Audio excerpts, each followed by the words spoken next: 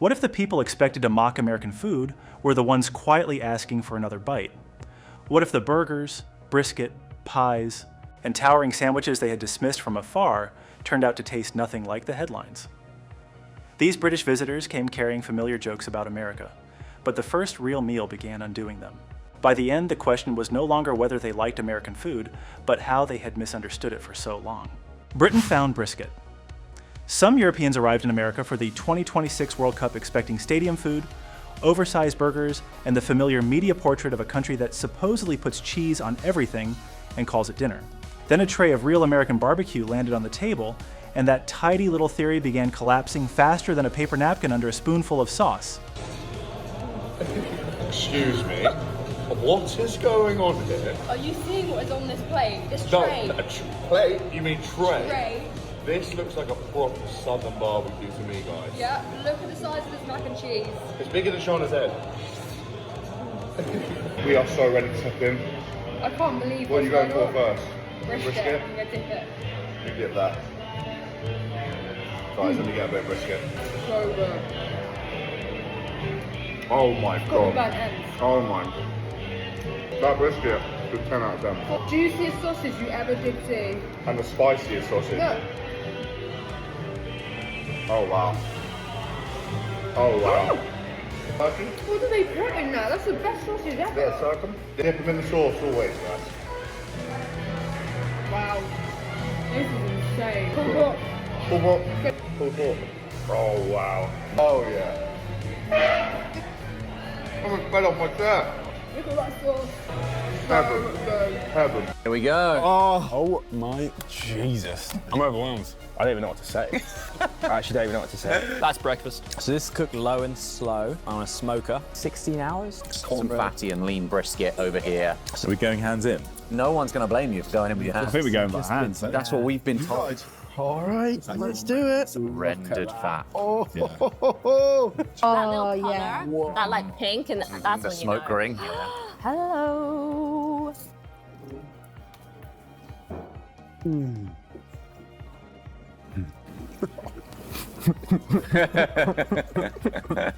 Flavour is delish. is that just salt and pepper? Yeah, that's the Texas way. Yeah. You don't really need much else. Yeah. I quite like it simple. What's not to like? You got the gorgeous bark. I like the Nice bit of black texture, pepper. melting in the middle. Yeah. No notes. Some people would think that's burnt, but as soon as you taste that, so good. Yeah. That sort of layer of pink that you get through it as well. Yeah, the smoke ring. Banging. So good. Oh yeah. Oh gosh, that's wonderful. If I could have this at home.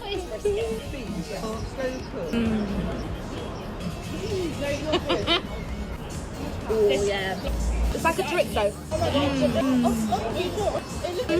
I'm in heaven. American barbecue is one of the clearest examples of how badly the country's food can be misunderstood from across the Atlantic.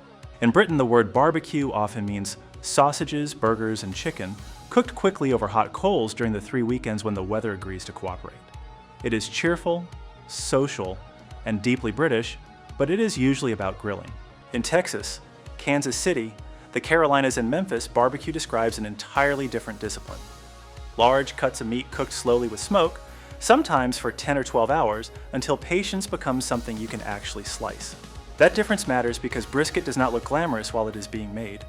It sits in a smoker for most of the day, quietly absorbing wood smoke while everyone else gets on with life.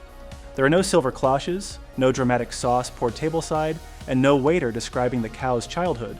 Yet when the knife passes through a properly cooked brisket and the meat bends over the blade without falling apart, the result explains American food better than 100 travel brochures ever could. London has excellent smokehouses, and cities such as Berlin, Paris, and Amsterdam now have restaurants inspired by American barbecue. Still, eating it in the United States carries a different energy because the food is connected to place. Texas brisket leans towards salt, pepper, oak smoke, and beef.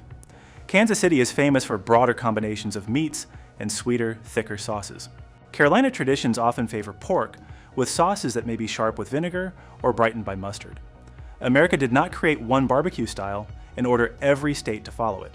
It created a long-running family argument then serve the evidence on butcher paper. Let's try Terry Black's barbecue in Fort Worth, Texas. Apparently this is some of the best barbecue in Fort Worth. I spent $170 on this meal. We're gonna find out if it's worth it. Starting with this giant beef rib. This rib alone was $68. Cheers.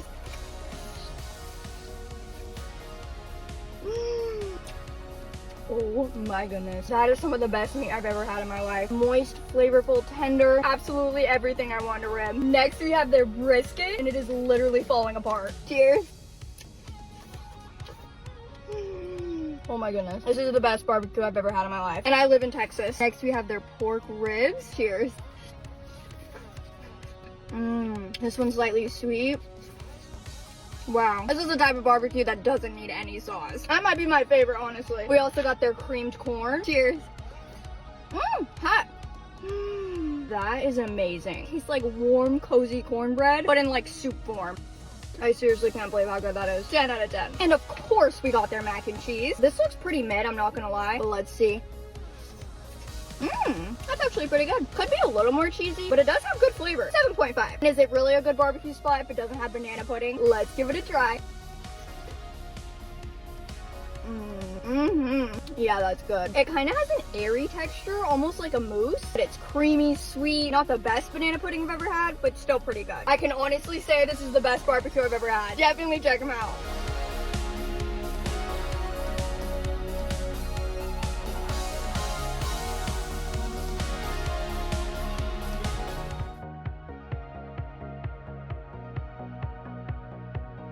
All right, y'all, I'm in Houston trying Pinkerton's barbecue. When you pull up, you're hit with the smell of their smoked brisket. Then once inside, you're able to choose your cuts of meat. And just like any other barbecue spot, you get a live show. I've tried the location in San Antonio, and that became one of my favorite barbecue spots. They say this location is the original.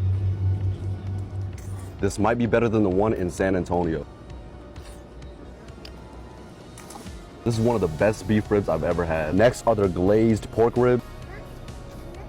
Pinkertons, bruh. About to hit it with their sweet sauce. Pinkertons is too underrated. They got some fatty brisket. They got limp brisket. Fatty, but it's a good ratio of fat. Their glazed chicken about to make me cry. Play dress up. Here's their turkey. It actually does look better. I love me a good jalapeno cheese sausage. You can already see the cheese oozing out. They had a brisket mac. They loaded this thing up and it started talking to me. That shit greasy. I gave Pinkerton's San Antonio location a 9.59. I'm gonna have to give the Houston location a 10 out of 10. That regional pride is exactly what many visitors rarely see in foreign headlines. American food is often reduced to fast food because fast food travels well, photographs easily, and fits neatly into a stereotype. Slow Smoke Barbecue refuses to cooperate with that story. It demands skilled fire management, careful trimming, seasoning, resting, and enough time to make a British Sunday roast look almost impatient. During a World Cup journey, that kind of meal can change the mood of an entire trip. The portion may appear large, but barbecue is designed for sharing, passing sauces, comparing bites, and discovering that the person who claimed not to be hungry has somehow become responsible for the last rib. The tray acts less like a meal and more like a neighborhood meeting with pickles. This is where American food becomes difficult to dismiss. Behind the smoke is craftsmanship, behind the portion is hospitality, and behind every regional argument is a country proud enough to let each town keep its own answer. The surprise is not that British visitors can enjoy American barbecue. The surprise is that anyone ever convinced them it was merely meat covered in sauce. Breakfast 1. Britain-American breakfast has a curious way of making sensible people abandon their original plans. Someone may sit down intending to order coffee and something light. Then 10 minutes later, there's a stack of pancakes, 2 eggs, crisp bacon, butter, syrup, and a side of hash browns, occupying the table like a small congressional hearing. Taking me British mum and dad for a proper traditional American breakfast. Dad, what do you reckon to that? Oh, I can't wait to get into this. How are your American pancakes, Jules? Delicious. I love American pancakes. First time trying biscuits and gravy, Dad, what do you think? Very nice, yeah, very nice. Big fan? Yeah, love it. Big question. English or American bacon? Oh, it's close, but I think English just tops it, This is what you guys eat instead of beans on toast for breakfast? Yep. Love me. This is the pudding you were talking about? Yep. Not black pudding? Nope, this is the one we have in America. Love me! You guys get to eat this as a side here? Yep. Not mushy peas? No, bro. Love me! What's this? Peanut butter and jelly. Not Marmite? What's that? Love me! Oh, baby! Love me! Love me! Love me! At the Waffle House for the first time. This looks like a real American breakfast to me. We've got everything. We've got waffles.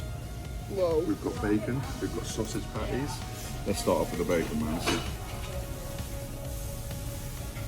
That is so crispy. That is so good. Let's try a bit of the hash brown. I didn't know what that was at Yeah, first. this isn't the normal kind of hash brown I see. Oh my god. Yeah? Oh my god. That's so good. Sausage patty.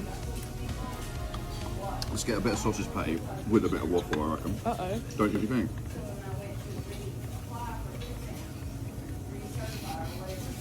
Good. That combination is Yeah. so good. I reckon the bacon would be good with it as well. Let's have a bit of egg. A bit of egg and hash.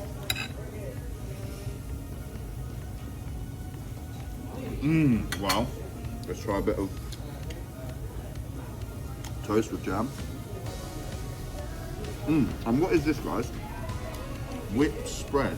What is that? What do I do Is with it that? butter? It might be butter. Let me know what that is. This will be gone in a couple seconds. What makes this style of breakfast so appealing is not simply its size, its real strength lies in contrast. American diners have spent decades perfecting a plate where nearly every bite can change direction. Soft pancakes against crisp bacon, salty eggs beside sweet syrup, fluffy interiors followed by browned edges. The meal keeps resetting the palate, which explains why one more bite continues to sound reasonable long after common sense has left the building. That combination can feel unusual to British visitors because breakfast in the United Kingdom generally keeps sweet and savory foods in separate lanes. A full English breakfast is hearty, but its logic remains firmly savory, with eggs, sausages, bacon, beans, mushrooms, tomatoes, and toast sharing the plate. In Paris, breakfast is often lighter still, built around coffee, bread, butter, or a croissant. American breakfast walks into that orderly arrangement, pours maple syrup near the bacon, and behaves as though the two have been neighbors for years. Strangely enough, the idea works because salt makes sweetness more vivid, while fat carries flavor and crisp textures prevent soft foods from becoming tiring. This is why bacon beside pancakes feels more satisfying than either food eaten alone. The syrup softens the salty edge, the bacon interrupts the sweetness, and the pancake quietly performs a crowd control between them. It sounds chaotic until the fork puts everything together. The culture surrounding the meal matters just as much. Waffle House, founded in Georgia in 1955, grew to more than 1,100 locations across the United States, while IHOP began in California in 1958 and turned the Pancake House into a familiar American institution. Those numbers reveal something deeper than commercial success. Breakfast in America became an all-day social space where truck drivers, families, students, night shift workers, and road trippers could sit under the same bright lights and order comfort without checking the clock. That accessibility is especially memorable during a World Cup journey. European visitors may expect the most revealing parts of America to appear inside famous stadiums or beneath downtown skylines. Then a roadside diner at 7 in the morning offers bottomless coffee, a warm greeting, and a plate wide enough to require its own zip code. Suddenly the country feels less like a distant headline and more like somewhere unexpectedly easy to belong. British food culture already understands the emotional importance of breakfast. The surprise is how differently America expresses the same idea. Britain offers tradition arranged carefully on a plate. America adds playful combinations, endless customization, and enough choice to make the menu resemble a paperback novel. Perhaps that is why American breakfast becomes so difficult to forget. It turns an ordinary morning into an event without demanding formal clothes, reservations, or perfect manners. All it asks is that nobody panic when the syrup touches the bacon, because that is usually where the best part begins. The Crunch Conspiracy American Fried Chicken has one rather unfair advantage. You hear it before you fully taste it. The crust cracks under the first bite with the confidence of a 4th of July firework, and suddenly every polite intention about just trying a small piece becomes extremely difficult to defend. That sound is more than kitchen theater. It explains why this dish has traveled so well across cultures while still feeling unmistakably American. A good crust creates several sensations at once, the brittle outer layer breaks, The seasoning arrives immediately and the tender meat follows a fraction of a second later. The brain receives contrast, salt, aroma, warmth, and texture in rapid succession. Food scientists often describe this pleasure through dynamic contrast, the satisfaction created when crisp and soft textures appear together. American fried chicken has turned that principle into something close to a national sport. Britain certainly loves fried chicken, especially in cities such as London, Birmingham, and Manchester, where neighborhood chicken shops have become part of everyday urban life. Yet much of Britain's familiar version developed through fast food culture and later international influence. In the American South, the dish carries a deeper regional identity, shaped over generations by African American cooks and Southern food traditions. The seasoning, frying fat, brining method, crust thickness, and choice of side dishes can change from one state or one family kitchen to another. That is why ordering fried chicken in Nashville does not feel quite the same as ordering it in New Orleans. Nashville hot chicken arrives with cayenne-heavy heat that builds slowly, as though the bird has filed a personal challenge. Louisiana versions may lean toward bold spice and a craggier crust, while classic Southern preparations elsewhere often favor seasoned flour, buttermilk, and a cleaner, peppery finish. America took one basic idea and allowed every region to give it a local accent.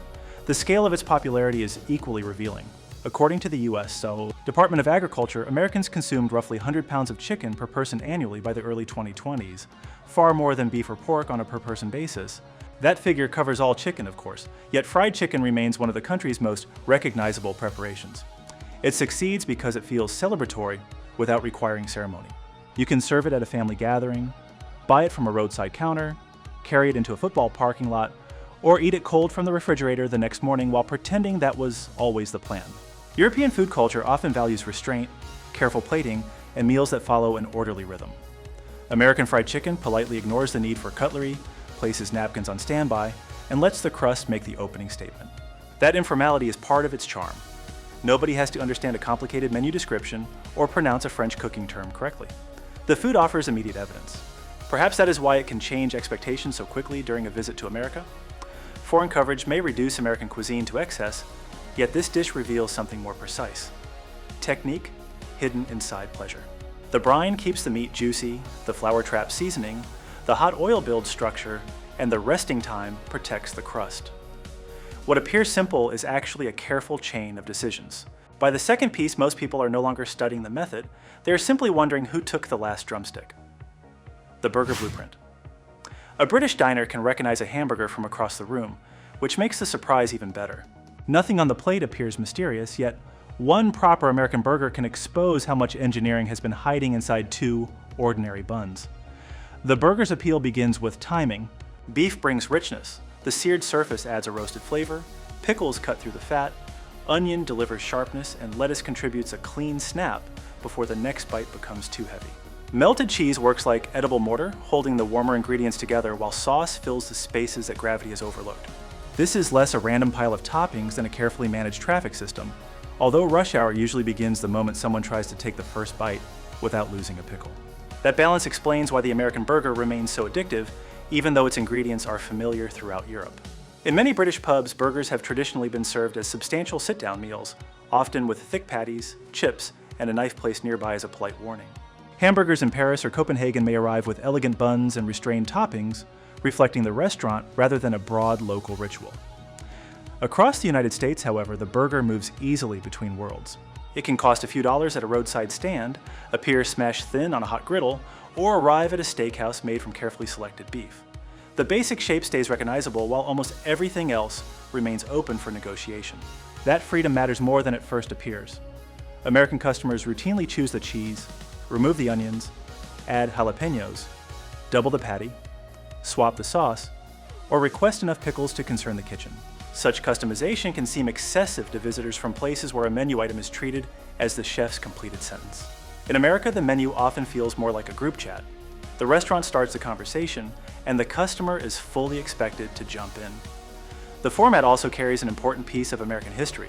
White Castle, founded in Wichita, Kansas in 1921, helped standardize the small hamburger and made it an affordable, widely trusted meal. McDonald's began as a restaurant in California in 1940 before its streamlined service model spread around the world. By the mid-2020s, McDonald's alone operated more than 13,000 locations in the United States. Those chains did not invent every version of the burger, but they help turn it into one of America's most recognizable cultural exports. If fast food, however, explains only the distribution, it does not explain the affection. For that, look toward the regional versions that Americans defend with a seriousness normally reserved for college football. Oklahoma has its onion burger, where thinly sliced onions cook directly into the beef. New Mexico adds green chili. Minnesota claims the cheese-filled Juicy Lucy. California made fresh produce and special sauces part of its burger identity, while countless neighborhood counters still serve recipes that never needed a national marketing department. This is where overseas stereotypes begin to wobble. Media coverage often presents American food as large simply for the sake of being large, yet a memorable burger depends on proportion. Too much sauce destroys the bun, an oversized patty overwhelms the toppings, and poor layering sends half the meal into your lap. A good burger succeeds because every component knows its job, rather like a small town parade where even the pickle has been assigned a position. Perhaps that is why visitors keep thinking about it afterward. The American burger is informal, customizable, regional, and wonderfully free of ceremony. It does not ask whether someone understands the country before taking a bite.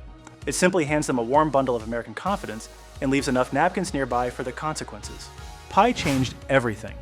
American pie has spent years being treated like the quiet relative at the family reunion, largely because it does not arrive stacked 6 inches high or dripping sauce onto the table. Then someone cuts through a warm apple pie, the crust gives a soft crack, cinnamon rises with the steam, and suddenly this supposedly simple dessert has the room paying attention. The cleverness of American pie lies in how much feeling it can fit inside such an ordinary shape. Flour, butter, fruit, sugar, and spice sound almost too familiar to create surprise, yet the final result depends on dozens of small decisions. The crust must be firm enough to hold a slice, tender enough to break under a fork, and flaky enough to scatter a few crumbs across the plate, like proof that restraint has briefly failed. The filling needs sweetness, acidity, moisture, and structure, because nobody wants apple soup wearing a pastry hat. That balance separates a memorable pie from a merely sweet one. Apples naturally contain malic acid, which gives the fruit its fresh sharpness and keeps sugar from taking over the entire conversation.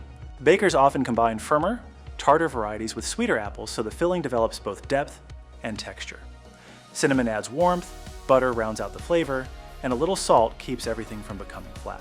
The pleasure comes from layers that arrive gradually rather than one loud burst of sugar. Britain understands fruit pies better than most countries, which makes the comparison especially interesting. British apple pie, treacle tart, and mince pies all belong to a long baking tradition, while France has the elegant tarte tatin, and Austria is famous for apple strudel. Those desserts often emphasize refinement, thin pastry, careful presentation, or a clear regional identity. The American version feels more relaxed. It may arrive in a deep dish with an uneven golden edge, a scoop of vanilla ice cream beginning to melt beside it, and enough warmth to make the plate feel like it has been waiting for you personally. That informality carries cultural meaning. Pie in the United States became closely associated with county fairs, diners, holiday tables, roadside restaurants, and family recipes copied onto index cards. The American Pie Council has long promoted the dessert as a major part of the country's culinary tradition, and surveys conducted over the years have repeatedly placed apple among America's favorite pie flavors. The phrase "as American as apple pie" became common during the 20th century. Even though apples and pie existed long before the United States, its power came from what the dessert came to represent: home, abundance, familiarity, and a welcome that did not require an invitation engraved on thick paper. That emotional accessibility can catch European visitors off guard. Media images of American food often focus on novelty, excess, and fast service, yet pie offers the opposite experience. It asks people to slow down, wait for the filling to cool, and accept that the first neat slice may still lean sideways like a lawn chair on uneven ground. Nothing about it feels manufactured for attention. Its charm comes from tasting as though somebody expected guests. The real reason American pie becomes so memorable, therefore, is not nostalgia alone. It combines strong contrasts in a form that feels gentle: hot fruit against cold ice cream, crisp crust against soft filling, bright acidity beneath brown sugar and spice. Every bite moves between comfort and freshness, which keeps the sweetness from becoming tiring. European pastry may enter the room dressed for the opera. American pie arrives carrying an extra fork, assumes somebody else is hungry, and somehow becomes the dessert everyone remembers on the drive home. Sauce took over. A plate of American food can arrive looking perfectly complete, and then the server places 6 bottles beside it as though the meal has just been handed a toolbox. To many British visitors, this may seem like unnecessary paperwork for lunch. In America, however, sauce is where the customer gets voting rights. That small difference says a great deal about American food culture. In Britain, familiar condiments such as brown sauce, mustard, malt vinegar, and mayonnaise usually have clear assignments. Brown sauce belongs comfortably beside a bacon sandwich, while malt vinegar knows exactly what to do when fish and chips arrive. Belgium treats mayonnaise with similar seriousness around fries, and Germany has built an entire street food tradition around curry ketchup. Europe certainly understands condiments, but American restaurants often turn the sauce selection into a second menu. The reason is simple. Sauces allow one dish to become several experiences without changing its basic form. A chicken tender dipped in honey mustard feels soft, sweet, and slightly sharp. The same piece with buffalo sauce becomes brighter, hotter, and far less interested in polite conversation. Ranch cools everything down with herbs and creaminess, while barbecue sauce adds smoke, sugar, tomato, and spice. The food stays in place, but its personality changes jackets between bites. That freedom can become surprisingly addictive because the brain enjoys variation. Eating the same flavor repeatedly eventually reduces its impact, while alternating between sweet, tangy, spicy, and creamy keeps attention awake. American sauce culture understands this almost instinctively. A tray of wings is rarely expected to behave like 12 identical employees wearing the same uniform. Half may arrive smoky, several may be fiery, and one usually carries enough garlic to influence the rest of the evening. The history behind these bottles is also more American than it first appears. Tabasco sauce has been produced in Louisiana since 1868, while Heinz introduced its tomato ketchup in 1876. Ranch dressing was developed in California during the 1950s and became the best-selling salad dressing in the United States by the early 1990s. These products spread nationally, yet they did not erase regional character. Alabama became known for white barbecue sauce, South Carolina developed mustard-based traditions, and parts of North Carolina still defend vinegar-heavy sauces with the seriousness of a college rivalry. That is where the foreign stereotype of American food begins to look rather thin. The common joke suggests that Americans pour sauce over food to hide poor cooking. In reality, the best sauces are designed to sharpen what is already there. Acidity lifts fried food, sweetness balances smoke, dairy calms chilly heat, and herbs freshen rich meat. Used properly, sauce works more like a supporting actor who quietly steals a scene without forgetting whose name appears on the poster. This also explains why American restaurants can feel unusually welcoming to visitors. The meal does not insist on one correct answer. Someone who dislikes heat can choose something mild, while another person can order a sauce with a warning label that reads like a legal settlement. Both people can share the same table without either one being told they ordered incorrectly. Perhaps that is the real charm behind America's wall of bottles. It reflects a culture that enjoys choice, encourages experimentation, and lets ordinary food become personal. Europeans may arrive expecting ketchup and little else, then discover enough sauces to require a bracket, a referee, and possibly an ESPN highlight package. Sandwiches when supersized Britain may have given the sandwich its famous name, but America looked at 2 slices of bread and decided they had been seriously underemployed. What began as a convenient snack crossed the Atlantic met generations of immigrants and returned as a meal so layered that one careless bite can reorganize a person's shirt. That transformation is exactly why American sandwiches deserve more respect than they usually receive overseas. In Britain, a dependable supermarket lunch might be a neatly packed egg and cress, tuna and cucumber, or ham and cheese sandwich. London also has excellent salt beef bagels and increasingly ambitious delis, but the everyday British format generally values portability and restraint. The filling stays between the bread, the package closes without negotiation, and lunch does not require a structural engineer. American deli culture follows a more theatrical philosophy. Pastrami may be stacked warm and high, corned beef can arrive with melted Swiss cheese and sauerkraut, while an Italian sub gathers cured meats, provolone, shredded lettuce, peppers, oil, and vinegar into a roll that seems to have invited the entire neighborhood. The bread serves as transportation, but barely. By the final third, it is holding on like a folding chair at a tailgate. The attraction goes far beyond size. A great American sandwich is built around controlled contrast. Warm meat meets cool pickles, rich cheese meets sharp mustard, soft bread gives way to crisp vegetables, and vinegar cuts through fat before the next bite becomes tiring. Every layer has a practical job, even when the finished product looks like the kitchen ignored all local zoning laws. Its deeper story is immigration. Jewish delicatessens helped establish pastrami and corned beef traditions in cities such as New York. Italian-American communities developed substantial submarine sandwiches filled with cured meats and cheese.